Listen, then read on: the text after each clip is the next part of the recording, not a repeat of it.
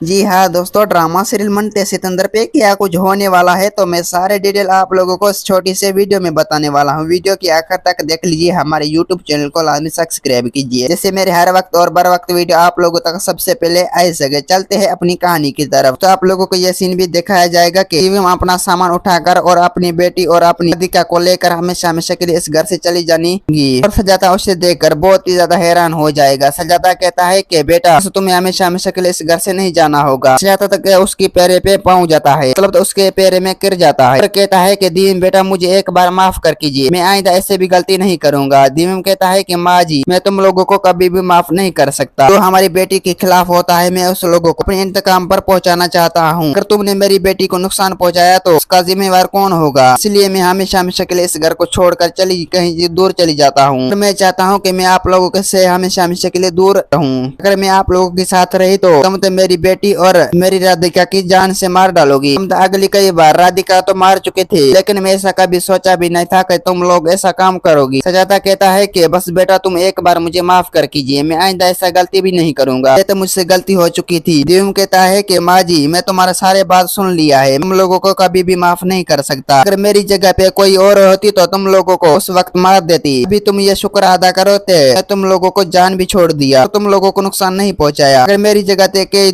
दूर होगी तो मतलब कई दूसरा लोग होती तो तुम लोगों तो मार जानी होती। और दादी कहता है कि दियम तुम्हें नहीं जाना होगा, अगर तुम लोग जाते रहते होते हो हमारा साथ कौन देगा और हम इस घर को धड़का होकर मर जाएंगे। बस आप लोगों को कुछ सोचना चाहिए। दियम कहता है कि दादी मैं फैसला कर चुका हूँ, जो मैं फैसला कर चुका हूँ यही मेरा अटल फैसला है। मैं अब इस घर से नहीं रहना चाहती, बस ये घर तो मैं हमेशा हमेशा छोड़कर ये घर तो मैं माँ जी को देना चाहता हूँ, बस वही अब इस घर में रहेगा। हम लोग इस घर से कभी भी नहीं रह पाओगे। दोस्तों उम्मीद है कि मेरा वीडियो आप लोगों को अच्छे लगे होंगे। वीडियो अच्छे लगी तो वीडियो की लाइक और चैनल को सब्सक्राइब नहीं करना। खुदा हाफिज।